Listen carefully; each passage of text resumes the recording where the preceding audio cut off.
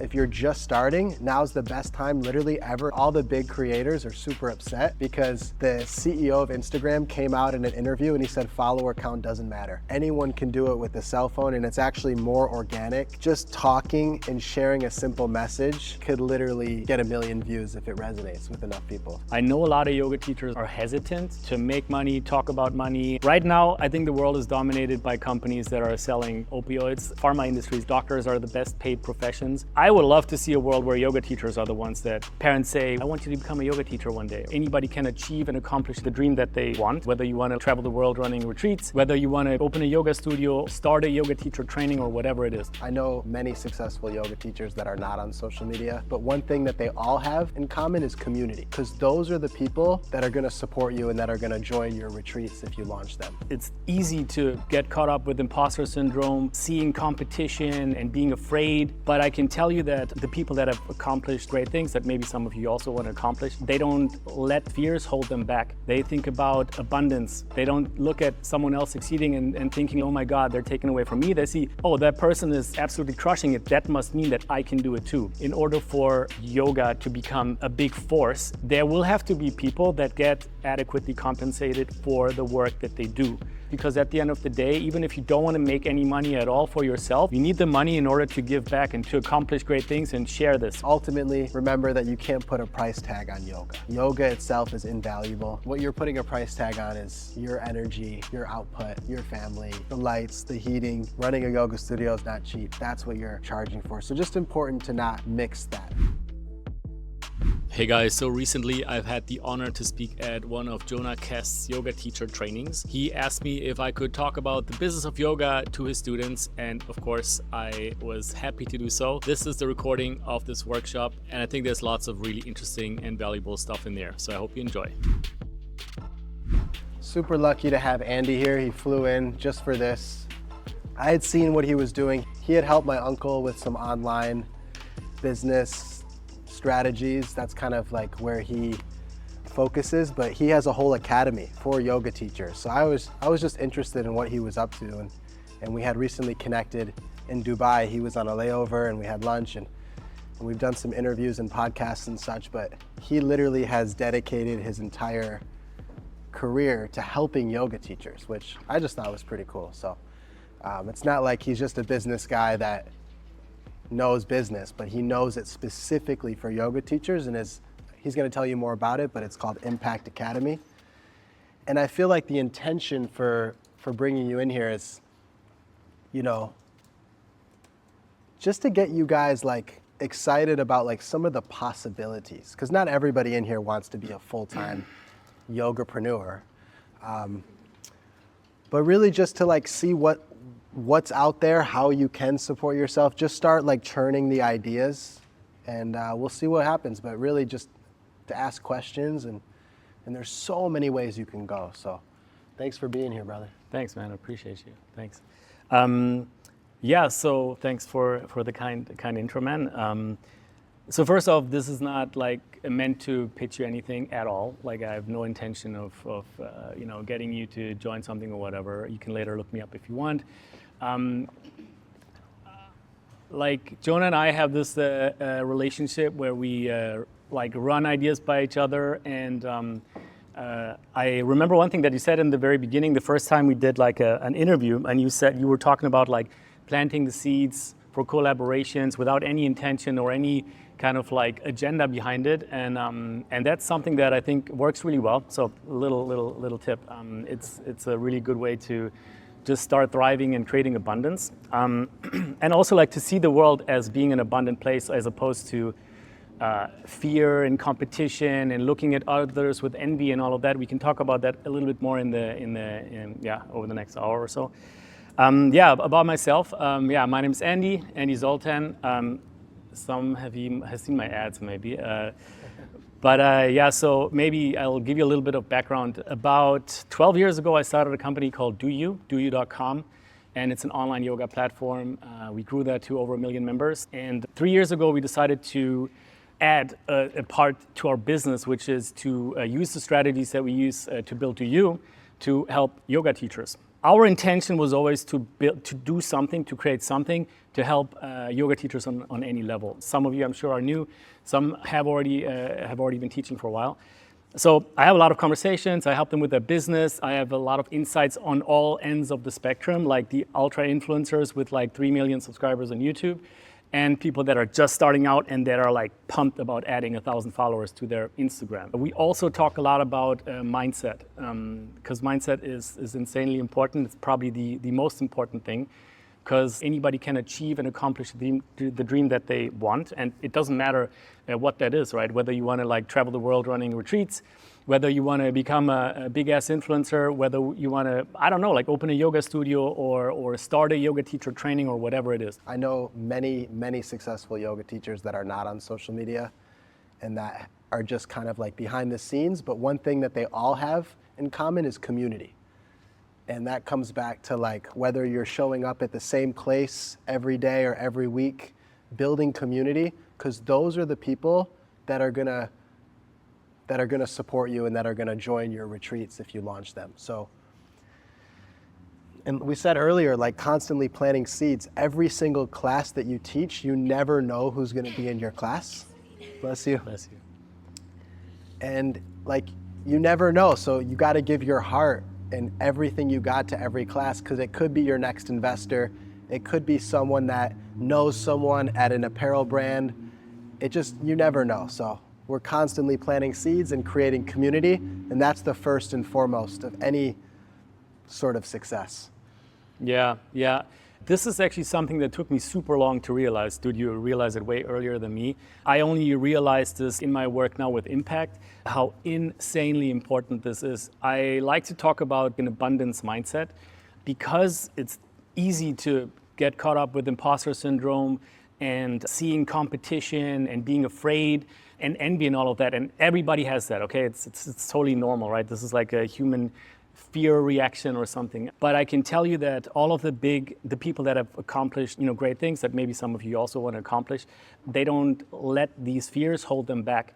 They think about abundance. They don't look at someone else succeeding and thinking like, oh my God, they're taking away from me. They see, oh, that person is absolutely crushing it. That must mean that I can do it too, because that's actually how it is, And then one more thing I want to add, man, or kind of like double down on. I really believe that connections that you create have to start from a non-reciprocal point. And it's insane how well that works. That you can almost use that as an intentional strategy to just go out and give people stuff, like share without any expectation or anything in return, and something will come back, like call it karma or whatever it is. What was that word you used? Reciprocal? Reciprocal. Yeah, like it's kind of goes with the Dharma theme of just like giving away without expecting anything back in return, and just kind of doing that all over the place without expecting anything back in return, or because there's exposure. I don't know if you remember this, but we had a conversation about this a while back. And we actually call this multipliers. So you connecting with somebody else who then has a network themselves as well, that is a multiplier. That is someone that can give you access to other people, to other opportunities. They can benefit from you contributing to them. So yeah, 100%. Like this is huge. Anyone have any questions so far? When it comes to creating your brand as a teacher individually and starting a company in the yoga space, how do you recommend approaching that when both are starting basically from ground zero? What's your motivation to want to create a brand, like a non-personal brand? Why do you want to do that? To be able to grow beyond myself and create opportunities for other instructors. That's part of what I desire to do in my 30s and 40s and 50s. I love being an instructor, but eventually I want to create opportunity for people. So all the big brands, Elo or whatever, they make the most money by working with personal brands. They have to leverage personal brands. So if you look at individuals out there, they create billion-dollar brands, right? You have people like Jessica Alba creating Honest. I think she could create that company, and others. So my take on this is your personal brand is way more valuable. This assumption of like you can scale a faceless brand bigger and faster than a personal brand, I think that's wrong. Let me tell you, for Do You, for example, One of the reasons why we went into the creator economy is because doyou.com hit a plateau in terms of growth. There's so many platforms out there. You know, we do online yoga, on-demand classes, there's Allo, there's Headspace, whatever, right? Every teacher can now launch their own online studio. And so we were like, well, the future, actually the present, not just the future, is in the creator economy, in personal brands. So we went from building Do You, which, I mean, we're still doing it, it's still running that company, but we went full on into personal brands, right? So I personally believe that there's so much power in your personal brand, and I would always prioritize that first. And you can, if you have a massive personal brand, you can do whatever you want with that. You can launch a business, you can, I don't know, invest in a business or stuff like that, or you can collaborate with the people that you want and give other teachers the opportunity this way. If you look at impact, our campaigns are, almost all of them are with my face. Yeah, you were saying, right, like saw my face on Instagram. Because you can relate much more with me than you can with like some stock footage and some like non-personal, constantly changing faces. So for someone that's like just starting out, how would you recommend, like what are the first steps you would take to build a personal brand? Yeah, that's a good question. What you have to know is that, and you already know this probably, right? You are a yoga teacher and you want to teach yoga, and you go out there and there are literally a million other yoga teachers out there, right? So the question is, how do you stand out? The first question that everybody asks is like, why me? Why would anybody listen to me? How can I stand out in the sea of yoga teachers? Well, the answer is actually pretty simple. And the cool thing is that it's actually quite easy because almost nobody does it. You just have to add 1 or 2 layers of focus, narrow down. And you've probably heard this before too, like niche down, but it's really true. Think about your personal background, your experience, who you are as a teacher, what you love doing, what you love teaching, what transformations have you went through, what are the things that you are interested in, and those are your competitive advantages. So double down on that. Does anybody here know the knees over toes guy? Okay, the dude has like 5 million subscribers on Instagram. So anybody who comes up to me and says like, no, I can't, I have to do yoga for everybody because otherwise the market is too small. The guy talks only about knees over toes. So it's there's nothing. Of course, he branched out and stuff, but like even if it's just one layer of narrowing down. So let me give you an example. Instead of saying, I'm a yoga teacher and I help you feel better, like the things that we think about, for example, becoming a flexibility coach. One of our clients who's like has been growing massively. Her name is Live in Leggings. She started out just posting random flows on YouTube. For years, nothing happened. Once she focused only on like 5-minute flexibility tutorials, 500,000 subscribers within 2 years. So narrow down a little bit. So that's the first step. That's an interesting one. Yeah, because this is a good example because she was posting like longer format YouTube classes, which I guess there's a lot of, correct? I mean, I could rant about that. It's very saturated. So not to say that you can't do that, but what separated and allowed her to grow very quickly was focusing on shorter videos with more tutorial based. Yes. So taking the flow, imagine we do a sun sea and you do a tutorial on like one transition. Yeah. That might hit the algorithm differently or be more bite-sized and relatable. And she was able to grow to 500,000? Yeah, I mean, I don't know her current stats, but a lot.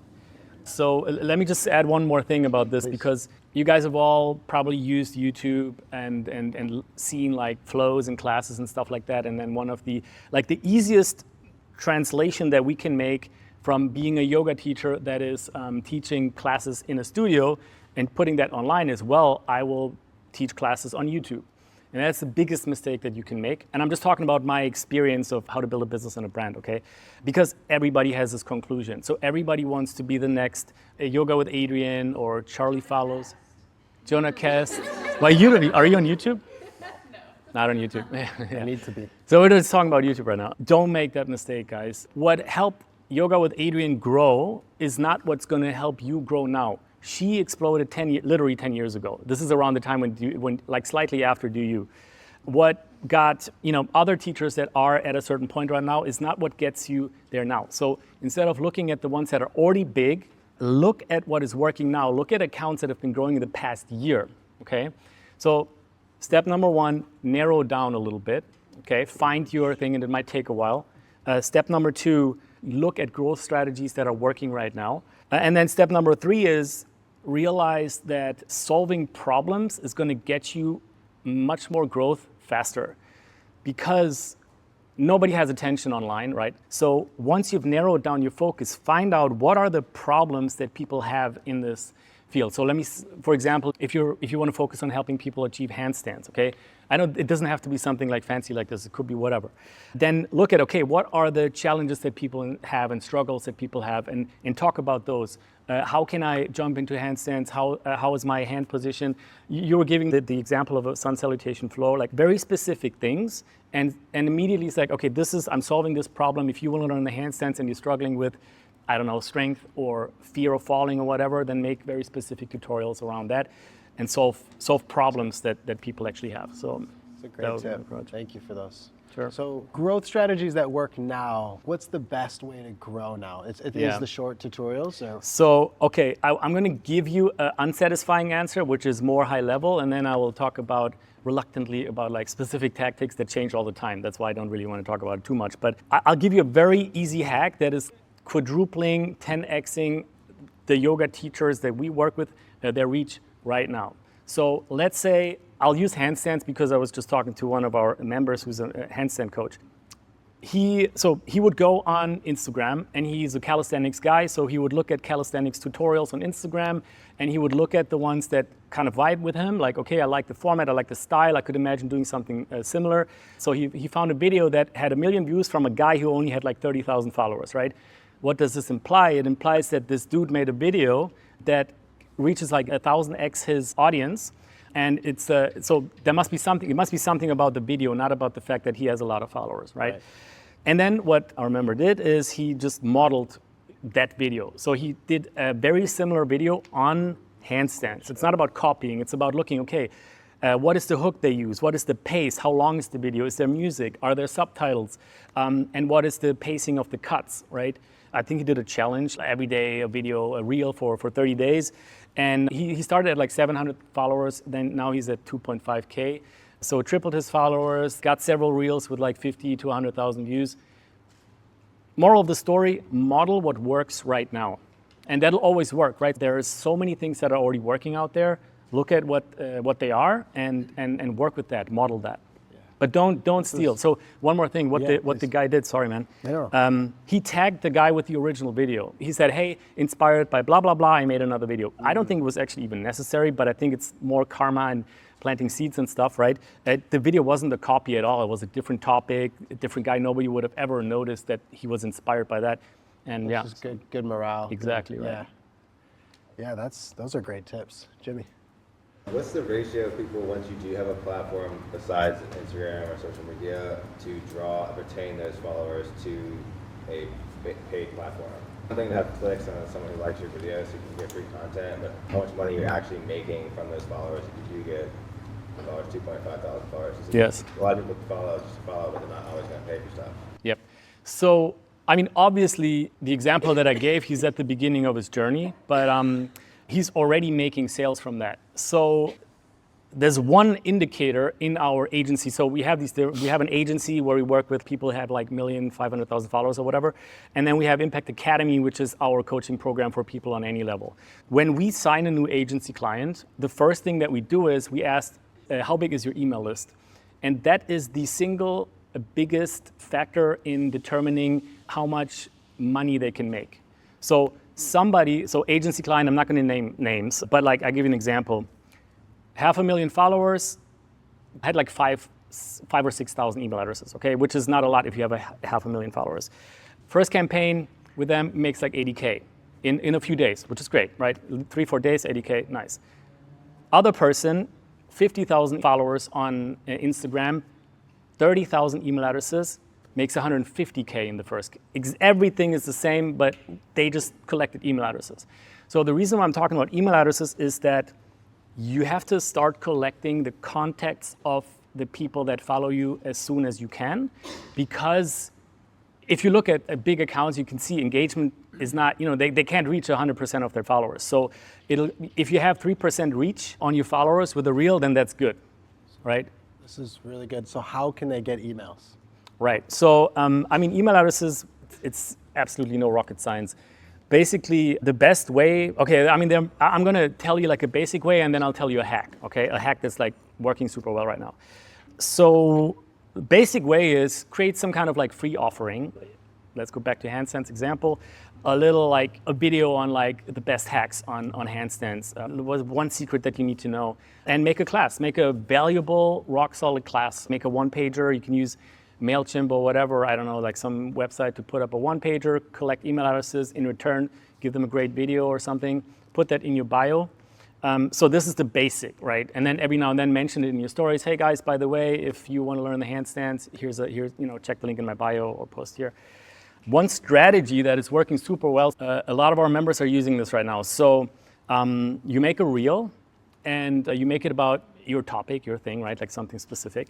And then you put in the caption, hey, if you want to learn more about this, everybody who commented on that reel automatically received a message with a link. So this is like an automated way to do this. This is a hack and it's working quite well. It's called MANY chat. And it's like an auto AI Instagram. Just so, because we don't want to be spending all our times on our phones. So this is a cool way to increase engagement. You can literally put in like, if they comment a word, like you can have keywords and then they'll have automated responses. And if they do specific words, it will send them a direct message. Because then once the first message is sent, then you can go in and have like a personal conversation with that person. Or they can go to your website, download your free Sunsea catalog. and that's how you can create that. Because the emails are important because then you can have more of a direct. Instagram only, like every time you post, they only send your video out to like 10% of your audience. And then if Instagram thinks that 10% liked it, then they'll send it to 10 more percent and so forth. So reach is just getting harder and harder. But the positive side of things is if you're just starting, now's the best time literally ever in history to grow because of the way they shifted. So like all the big creators are super upset because the CEO of Instagram came out in an interview and he said follower count doesn't matter. Yeah. He said it's the most important metric is shares. So make videos and yoga videos that you think someone would send to a friend. That's the single greatest metric that Instagram's algorithm's keeping track of. Yeah, you connected me to Adam Frater, so I had him on the podcast as well. And he said something that I thought was quite cool. So when you look at Instagram metrics, you have, from left to right, you have views, likes, comments, shares, saves. And most people look at views first and then at likes and comments, and nobody looks at shares and saves, right? And Adam said, he has, I don't know how many, hundreds of thousands, millions of followers. He said he looks at it the other way around. He looks at saves and shares first, and he aims to create content that gets more shares and saves than likes. And that's, yeah, just like you said, that's an indicator for people getting value out of it because they save it or share it because they want to see it again or they want other people to watch it. And yeah, last note on that, I feel like nowadays, especially on TikTok, I'm not sure about Instagram, but a lot of people who are just posting, and I think I've even seen some really cool ones from some of you guys already, just simple selfie talking videos about a certain kind of message, or like even right now on YouTube, some of the lectures are just like a guy in front of a whiteboard. Because the high production stuff it's almost out. Mm-hmm. It's like, so don't feel like there's a barrier to entry. Anyone can do it with a cell phone, and it's actually more organic. And some of you know this already, but like just talking and sharing a simple message could literally get 1 million views if it resonates with enough people. So I think it's just a cool way to see it because anything's possible. 100%. And I'm learning from a lot of like the smaller creators because like things are changing. It's not how it used to be. Like I don't take any more pictures in front of waterfalls anymore. I feel like I grew out of that, but not to say you shouldn't, but I'll like go to the middle of nowhere and try to get this cool, I've handstanded on a lot of rocks in my day, but I'm just tired of it. If I see another rock, I'm just like, I just look at it now. And the rock goes like, here he comes. But like, yeah, it's like, I'd rather, maybe I'm just approaching 30, so I'm just tired of it, but I feel like I'd rather like do some kind of like fun tutorial or something more like, look, bring your creativity into it. That's gonna separate you and bring your niche, but ultimately think of like, how can you bring someone value through a short video? Yeah, like in our program, we literally forbid people, unless they're professional videographers or something, from using professional cameras. So they have to use their phone. It's about UGC, user-generated content, because you do this too. Maybe you don't realize it, but if you see a ultra polished photo or video, your brain thinks it's an ad, right? So they swipe it away, or you swipe it away, we swipe it away. And this stuff changes all the time. Maybe in 5 years or something, Could flip, yeah. it comes back. But this is how you can look at it. So, and back to your question about personal brand, that is your main freaking asset right now, right? And this is how you connect. This is how you form connections, and just talking real. Just be yourself, and that's it. Any more questions, Haley? It's not necessarily about this topic, but kind of is.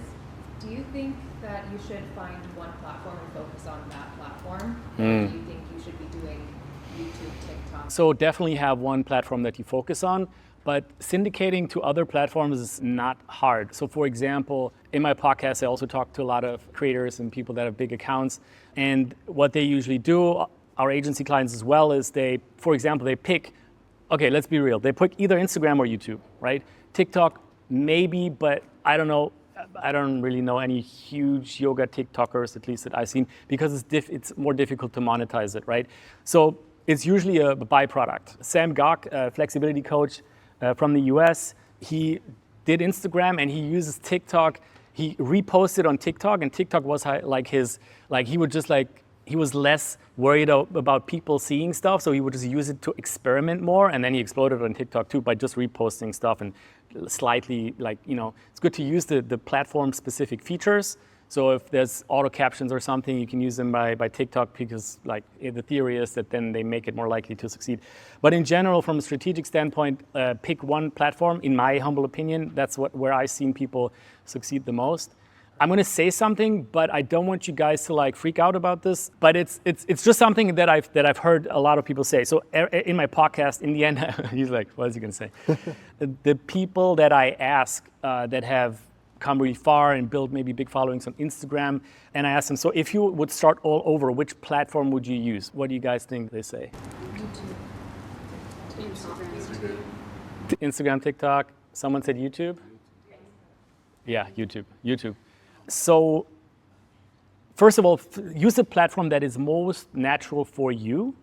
The advantage of YouTube is that it's permanent real estate, right? When you make a video, you can get views on that 3 years later. I sometimes get annoyed when I search on YouTube and then there's a video that's 7 years old. I'm like, but I mean, in yoga, come on, it's 7 years is nothing, right? That's permanent real estate.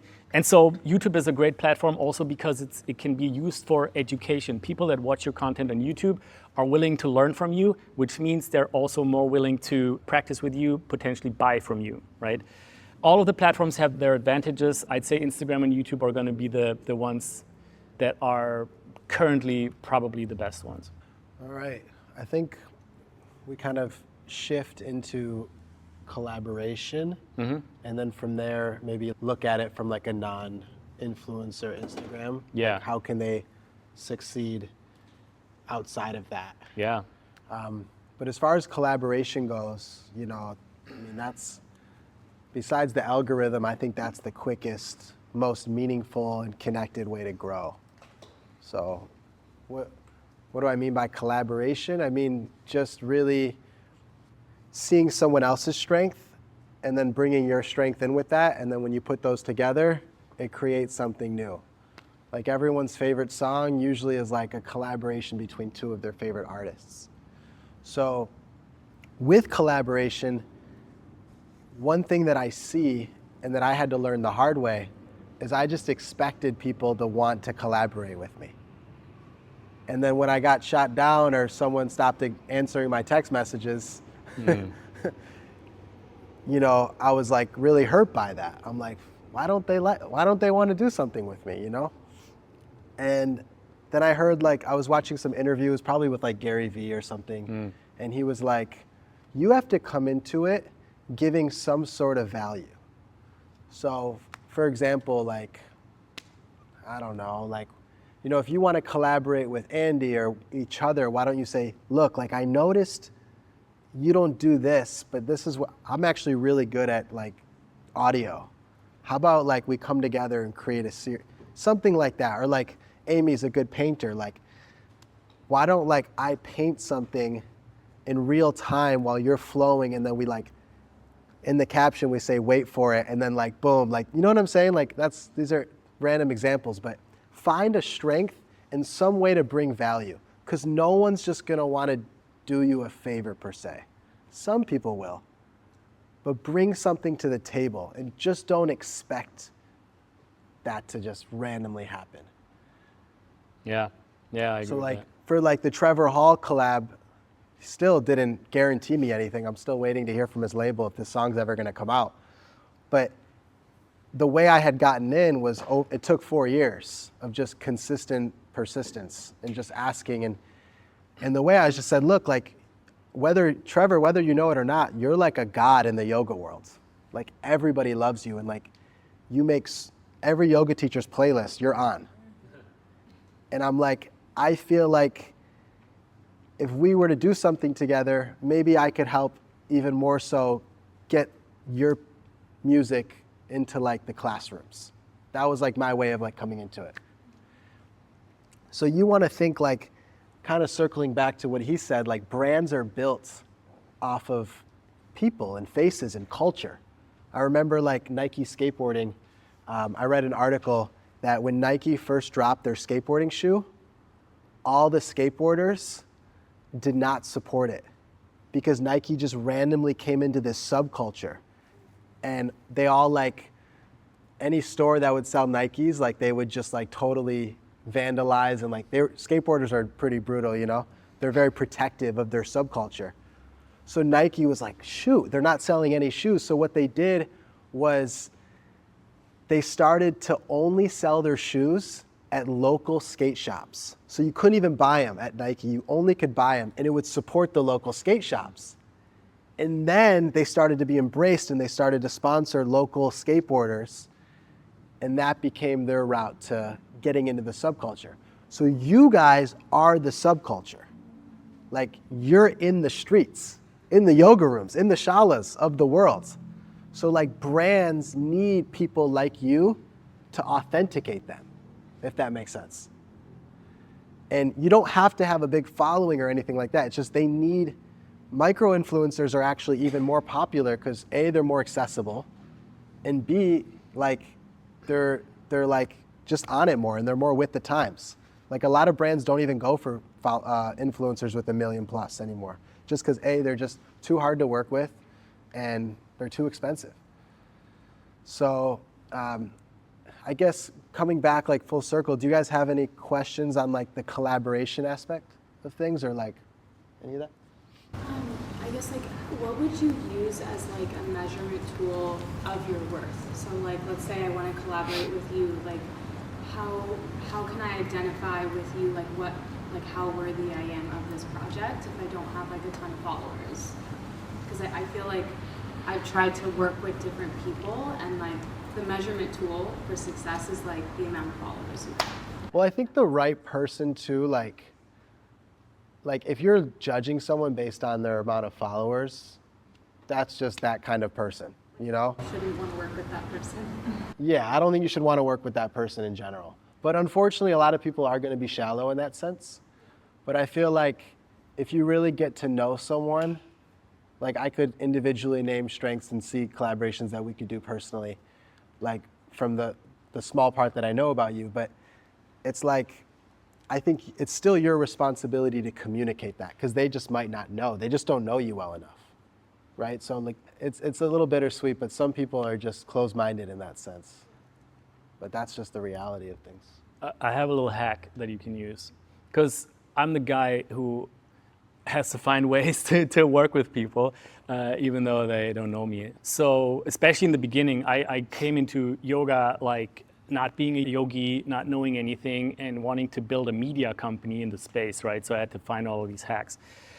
I can tell you a way how you can collaborate with pretty big size people without having really a big following. This is what we teach our members, okay? For example, let's say you have a small audience on Instagram, and you have a topic that is kind of like your umbrella that you talk about, and you want to collaborate with some big ass handstands influencer. You want to kind of maybe get in front of their audience, or like maybe create some content with them. What you can do is reach out to them and say, hey, I've been following you for a long time. I have this community, and there's this they have 3 questions that they really want to ask you, or I would like to ask you. Would you be down to answer these questions? And they say, yeah, sure. I mean, people, you'd be surprised, big influencers will respond to you. I mean, of course, it's a numbers game, but you will get responses, right? And then you say, hey, do you want to get on a quick Zoom and we can talk about this? It takes 10 minutes, this will be so awesome. Or you say, maybe you can answer in a selfie video. Just you tell them the question. For example, what is your number 1 hack for handstands? And then you have them shoot a selfie video explaining that. And then you ask them. Or what's one tip to follow your Dharma? Just so we have an There we go. example. Okay, sorry, there we go. Yeah, better example. One tip to follow your Dharma. And then they will say, and people are proud to share things, and they feel flattered when you ask them for their opinion, right? People love that. I realized that I have a podcast. I've had people on the podcast. One of them has 4 million followers on TikTok, right? And I messaged him directly on Instagram. He wrote back, and I asked him, do you want to be on the podcast? He came on the podcast. He shared snippets from the podcast to his audience, right? So it's a hack to then, for example, that video of that person, you take that and then make a little reel, hey, I asked blah, blah, blah about blah, blah, blah, and here's what she said or what they said. And then you post that reel. You can actually, if you're smart, you invite them as a collaborator. If you're lucky, they will say yes. And then it shows up in their feed. Unlikely, it depends, but or they will share often they will share it in their stories. So this is a way you can sneak in front of their audience and be associated with them, right? So suddenly it's you with that person. It's okay, cool. And then the next person you reach out to looks at your Instagram. It's oh, she was with her. So okay, why not, right? So this way, we call this multiplier. It's called too power by association. So you see that he did an interview with someone that it's I'd be more, he must be legit, I must. I think there's no way you would have reached out to me if it wasn't for the fact that there are some people that okay, well, I mean, through Brian, I guess. But I mean, if you don't know who people are, it's a shortcut to understanding how serious or legit that person is, right? That's what social media is. Are you saying that we should almost even if we don't care about having a big podcast, it might be a good idea to start a fake podcast in a sense? I mean, it doesn't have to be. It's a good question because we get that a lot. You don't have to start a podcast because it can be a pain in the ass to have to constantly drop episodes, but you can just make it one reel, right? It doesn't have to be a podcast. It can just be one video. It's an excuse to converse with someone, and generally 100%. If someone posts a snippet of you saying something that you really liked what you said, you're most likely going to accept it because you liked it. Yes, exactly. You said it. So that's a really unique way to bring value if you're not exactly sure how to bring value. I did that with, sorry, let me just put as an example. Yeah. Again, I don't have a huge audience, but I did that with Adam. So he has maybe 700,000 on Instagram or something. Yeah. I took the best snippets from the podcast and then our videographer made reels on it and then posted it. Adam loved it because I said, I took this perfect quote of he looked really cool in it and said something very smart. And then he shared it, and then he's like, "Dude, can you send me the video?" And la la la. So suddenly, because it's cool. And normally people are not in this. People don't really get invited to podcasts or share their opinion. How often do you get invited to podcasts? Not that often. Yeah, you'd be surprised. Okay, so that's one way to do it. I feel now. Unless anyone has any more collaborative ideas that they want to share with the group, because I still think collaboration is number one. I agree. Community and collaboration are right at the top. But another way you could collaborate is even from creating a faceless brand is starting a yoga festival or starting some kind of yoga camp in a cool place, and then you get 3 or 4 teachers that already have existing followings. You bring them, and then what you do is you put them on the schedule. Now 30 people signed up because you have these 4 teachers, but you put your class first. So everyone's forced to come to your class, even though they really wanted to come to the class after. I remember my father, like a long time ago, he used to do like a Midwest yoga conference, and nobody knew who he was. Everyone just knew his brother, Brian, because Brian kind of went the LA route and happened to have some celebrity clients through the health club that he worked at. But what my dad did is he created a Midwest yoga conference, and he invited all his favorite teachers that he wanted to learn from around the country, including Deepak Chopra. He was one of them. Fortunately, they forgot to pick him up from the airport, but Happens. it was, without phones, it was harder. They left Deepak, he was mad. Damn. But they ended up getting him, and Deepak's not cheap. He was in medical school, he was a doctor. They used to call him Deep Pockets. This is a real story.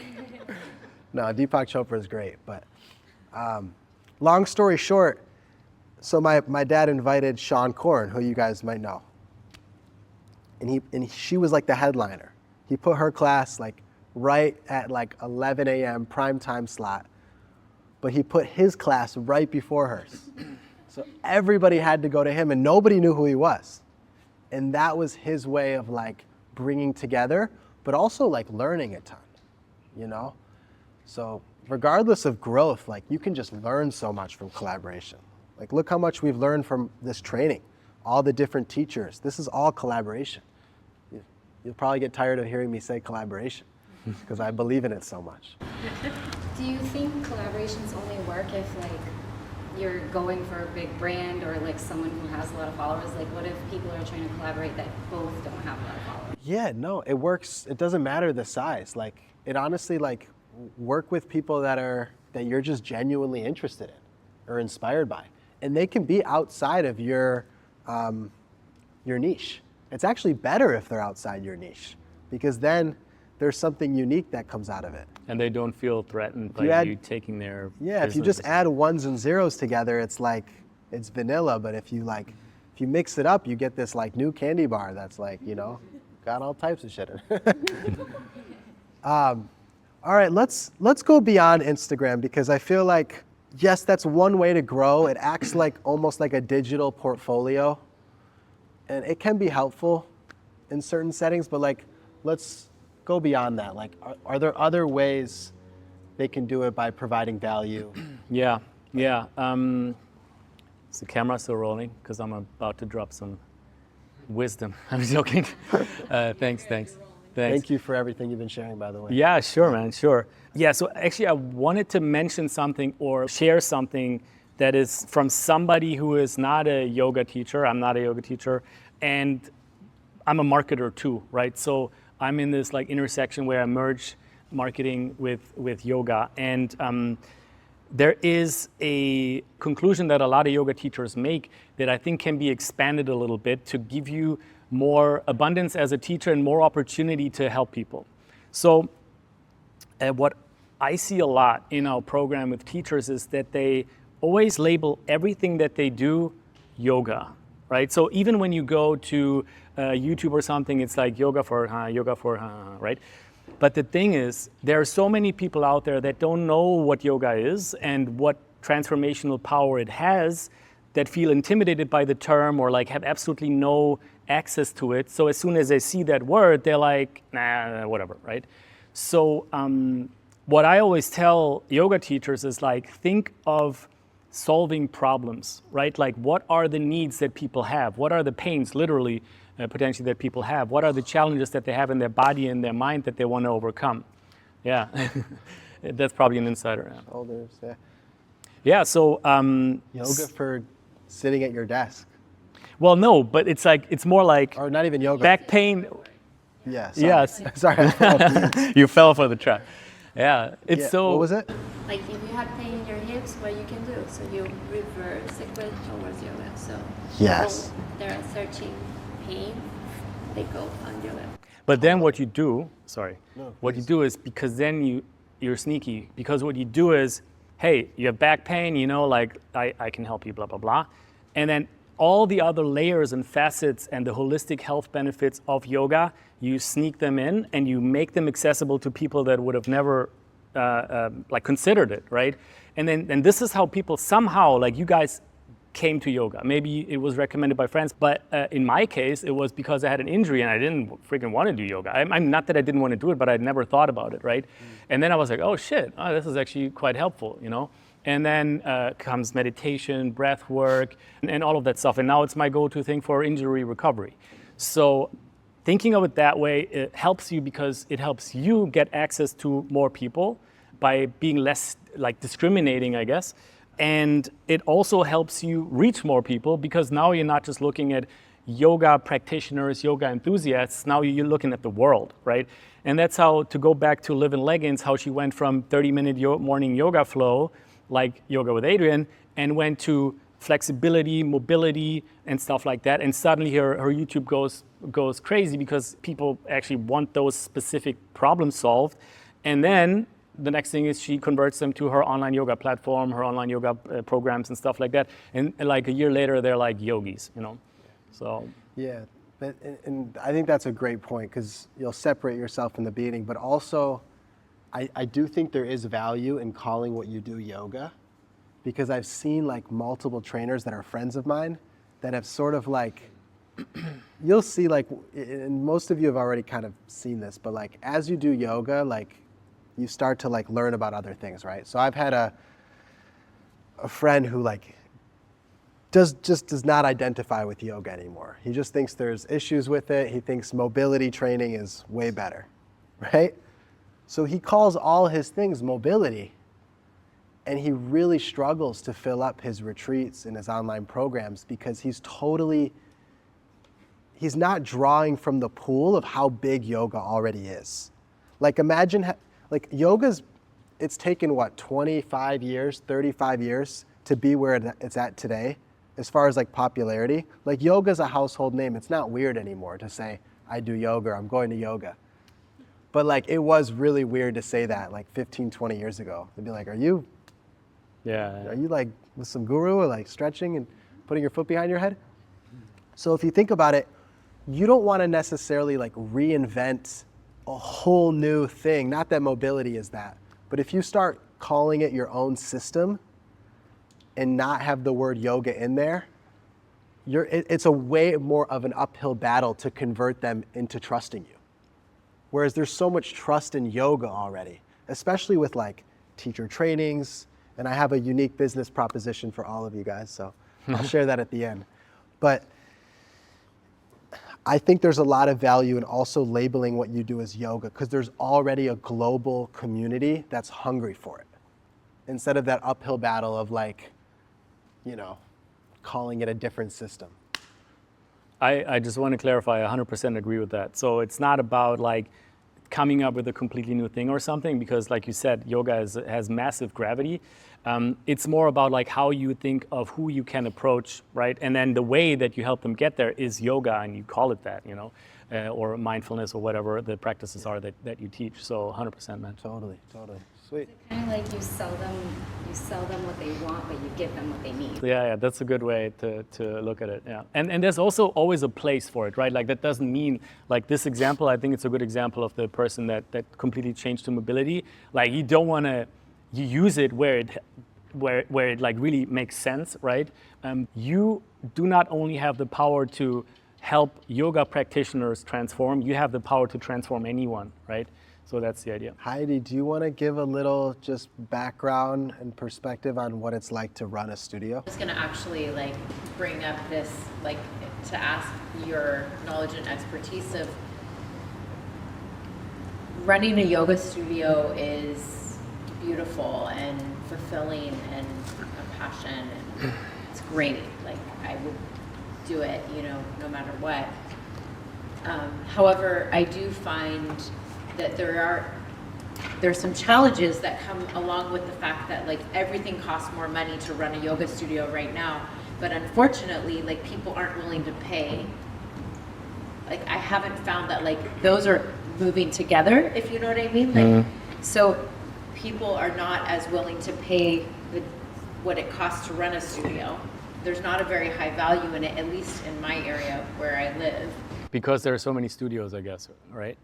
There's a number of studios, but like it just hasn't, like obviously the cost of everything Yeah. has gone skyrocket, even post-COVID, which seems so strange, Where are you based? in Northern California. Mm-hmm. And, you know, electricity is more expensive, supplies are more expensive, everything is more expensive. But like people still want to pay $100 a month, you know, for yoga, for unlimited yoga, yet everyone who works there wants to be paid more. And everything costs more. So there's that challenge of like, how do you change the like Yeah.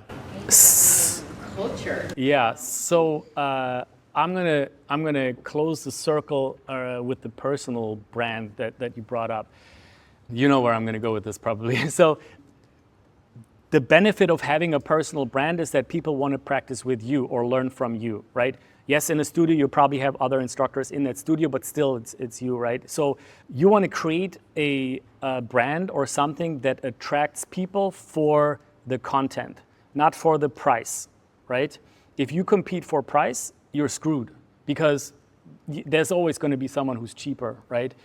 So the question is, how can you increase your price and still have people show up to your studio? At the end of the day, it's about what experience do you offer and what do you make people believe can they accomplish? So in concrete, that means, all right, what do you represent as a brand? How do you stand out? I was talking about like standing out, right? If you're just another, I mean, I don't know anything about these studios, I'm just saying, right? So if you're just another, dope.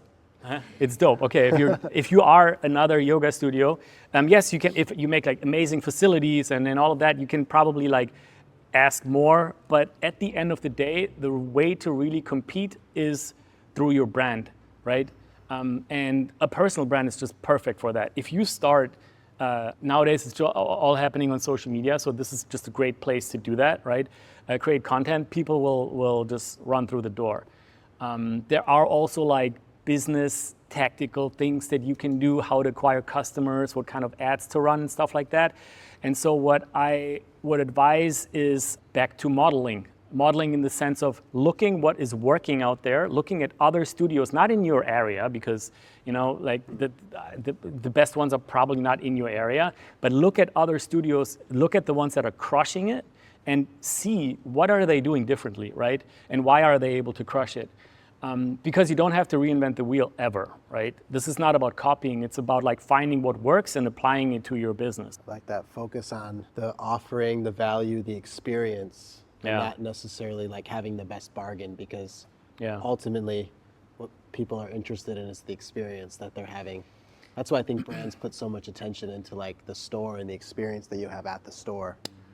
It's also about trust, right? Like when people trust you and know you and understand what value you bring to the table, they're also more willing to go to you, even if you're more expensive, right? So you can ask higher prices, which then allows you to just give a better service, right? So it's not just about making more money, it's about it costs money to run a studio and hire good teachers and have good facilities and be in a good location, right? Having a brand is basically a way for you to build that trust and have people know you and prefer you over other people because they know you. So what it seems like to me is that, you know, you could create an amazing experience, because I do 100% believe that's what we do. Like from top to bottom to like the products we offer, you know, the best of everything, someone at the desk always making sure you have everything you need, and teachers that give an amazing experience in the room, and someone that comes in with a cold towel at the end, you know, with all the little extra touches. But then you have to let people know. Yeah. So what you have is word of mouth, but like then we come back to, I think. Do you run ads, like meta ads, Facebook, Instagram ads? So I've hired about 5 or 6 social media managers at this point in time, because that's not my expertise. So, but I think that's, even though we've strayed from social media, Yeah. it's social media, because you have to get the word out. So, you know, it's a matter of figuring out the right person who has the expertise to help you, because you have to get the word out. Yeah. I think that's a big topic if you want, because I'm here for a couple of more days. I can talk to you a little bit about that. It goes down to like, these are all numbers, and most of you guys is probably not relevant. Customer acquisition cost and lifetime value, how much money are you able to make from a customer once acquired? When you figure out those metrics and then start running ads, you can like absolutely skyrocket your business. But it's like agencies, people who run ads are really good ones, are really difficult to find because anybody who knows how to run ads, they can print money, so they just make their own products, right? But we can talk about that in more detail if you want. I think maybe not the right, because I will go super nerdy on that. So let's just close this space with like any personal questions or. I'm curious to hear if you have any like methodology around like pricing your offerings. That'd be like private yoga classes, courses that you do online. Like, how do you find an appropriate pricing range? What factors are you bringing into that?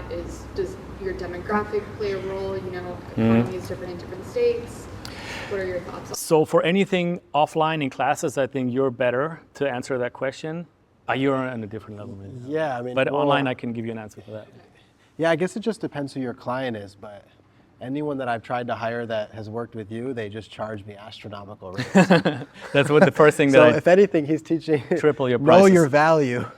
No, but it just really depends on like the client. So, or also like your time. I think these are like general things like how far are you driving? You know, gas prices are pretty expensive right now. So, like on what specific offerings, I guess is to help me better answer that. Like if you do like one-on-one coaching and like that is digital, is there some kind of methodology or formula to determine how much money you are getting from that? Like, Yeah. You know the coaching game. Yeah, so actually it's quite simple. His certainty, I love it. He's just like, Well, it all comes down to these are all like super basic frameworks, okay? So I'm trying to instill like a way of thinking that is gonna help you look at yourself and the world in a different way. So price is what you pay and value is what you get.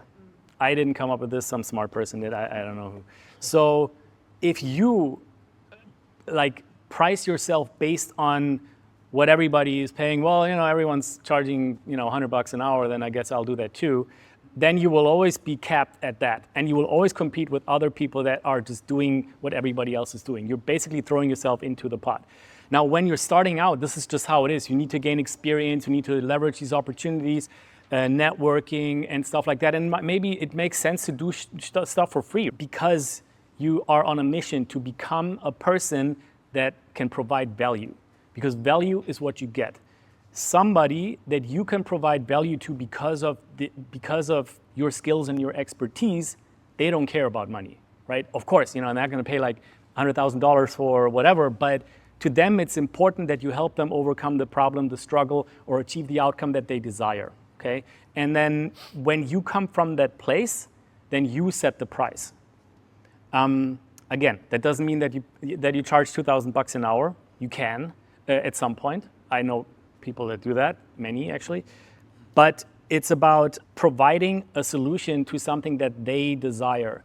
And if you are replaceable, and if you are just one of many, which again, this is very normal in the beginning, you know, like everybody's in a different place, right? But over time, you develop your competitive advantage, you develop your skills and your experience and the value that you can provide. Just a quick detour. What's value? Value is helping somebody achieve an outcome. So they are here and they want to be here and you help them get there, right? And on the way, like how to get there is you remove all of the roadblocks that they're experiencing, right? Like fear, not knowing what to do, not having the time, not having the motivation. You take them through this transformation. And if you accomplish that, this is how you provide value. And even accountability too. Like accountability, yeah, that's actually for yoga teachers and coaches, 100%. Some people just will pay for that alone. It's worth it, you know? But they have to believe that you are the right person to help them achieve this transformation, right? So this is what you need to work on. So by becoming more specific, goes back to standing out, right? Like narrowing down a little bit, just one level, right? Like if you are in your area and everybody's a yoga teacher and you say, you know what, I'm only going to work with people that have scoliosis or something, you're already standing out. And just by doing that, if you take time learning about this particular problem, you will immediately be able to charge double. Yeah, because right? now the local chiropractor hears about you and he wants to put another room in his office for, you know, after he's done adjusting his patients, he sends them to you for, you know, I've seen that happen too. So this is all really great, Andy. Thank you. Sure, man. A few more questions, Judy? Yeah.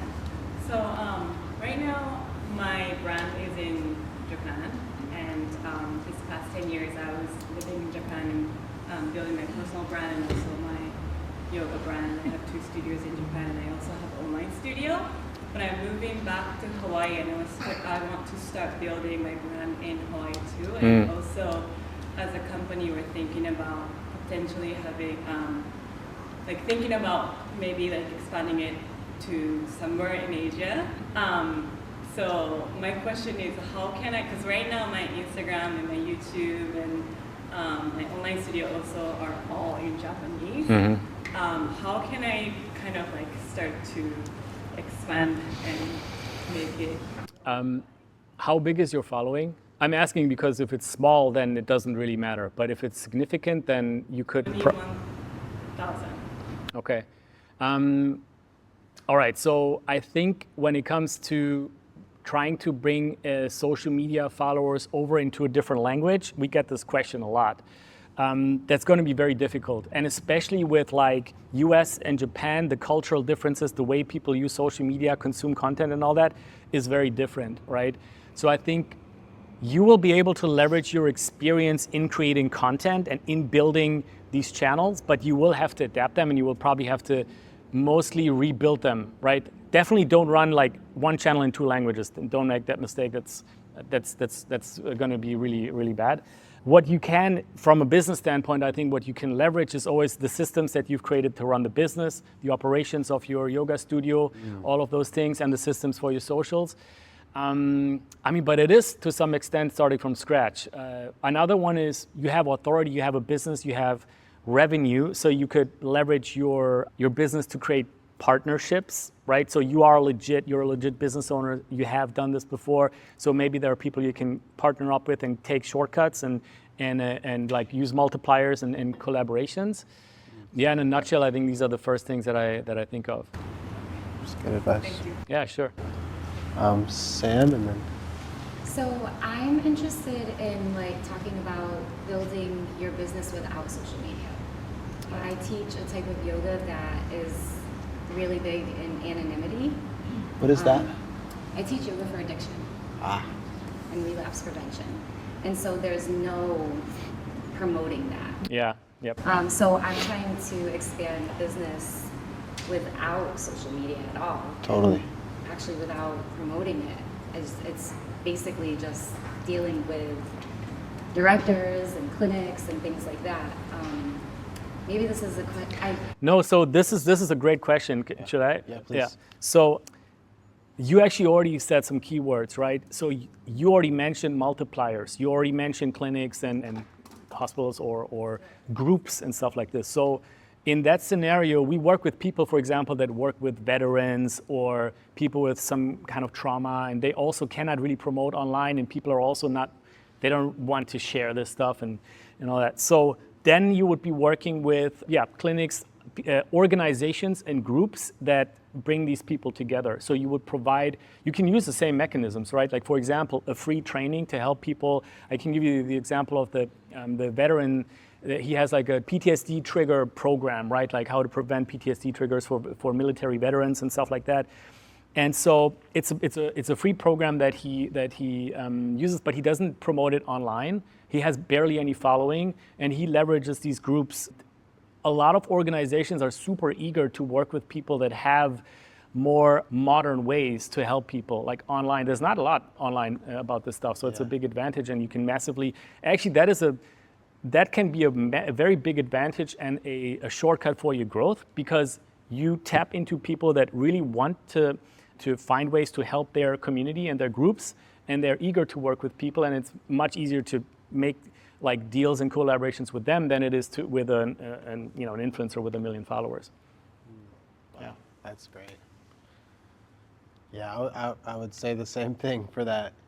Just kind of finding those sub communities and bringing your offering into those communities, whether it's collaboration with clinics, even individual psychiatrists, doctors that already have a set number of patients, and just saying, hey, do you need someone to check on these patients? Do you need an online program to give to them? Because they have budgets, right, from insurance companies and things like that. Exactly. So yeah, last thing I kind of want to leave you guys with, and some of you probably already think of this, but you guys aren't just in the market of yoga, you're in the market of wellness. And wellness is a much bigger industry than just yoga. So when I think of wellness, I think of like wellness brands, wellness hotels.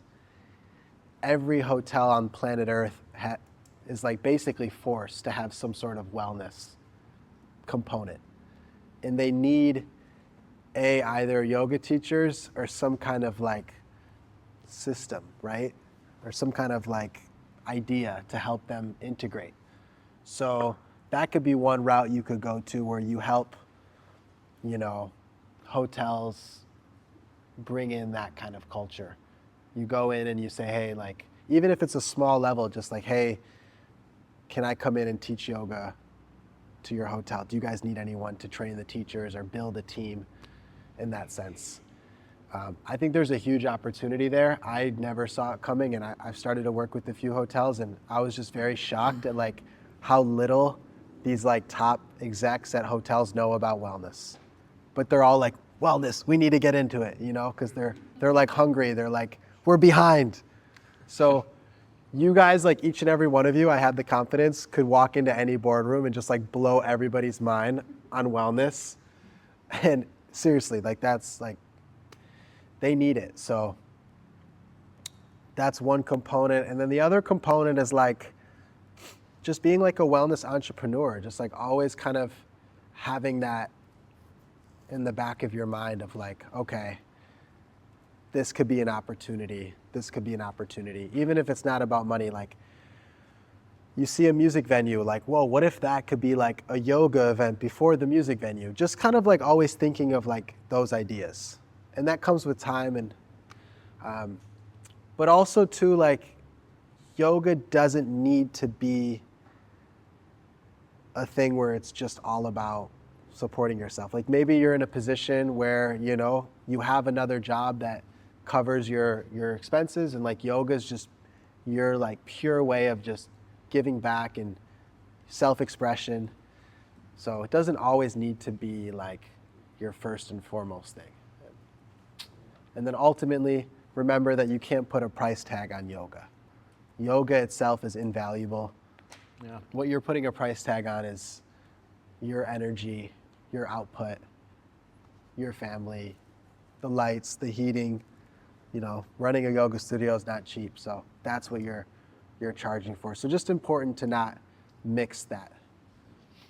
Yeah, I guess one thing I want to add from my perspective is that I know a lot of yoga teachers are hesitant to make money, talk about money, and talking about like how to price themselves and so on. And this is the way I look at it. Right now, I think the world is dominated by companies that are selling, opioids and I don't know what, like Oxycontin. Pharma industry is like huge. The medical world is huge. Doctors are the best paid professions. And I would love to see a world where yoga teachers are the ones where the parents say to their little kid, I want you to become a yoga teacher one day, right? Because then people because then the mindset of people would be to not heal when you're sick, but to never get sick, right? Like to prevent becoming sick. So my point is that in order for that to happen, in order for, in theory, yoga to become a big force, an even bigger force, there will have to be people that get adequately compensated for the work that they do.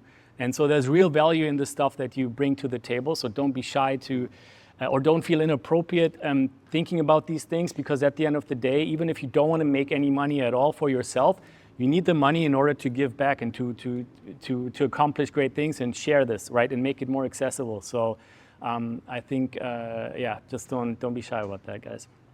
Thank you, Andy. Thank you, guys. How can they like find you? Yeah, so you can follow me on Instagram if you want. It's Zoltan, ITSZOLTN. Feel free to message me if you have any questions. I'll also be around the next couple of days. I'm the guy who walked into your silent breakfast the other day. Not knowing that was me, yeah.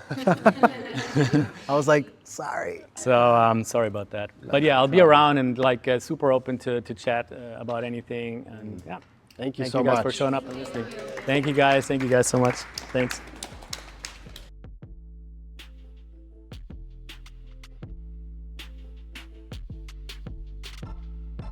That's it for this workshop. If you're interested in more videos like this or interviews with thought leaders in the yoga industry and in the movement and mindfulness space, we've got lots of interviews and videos on this channel, so go check them out. I'll see you there. Peace.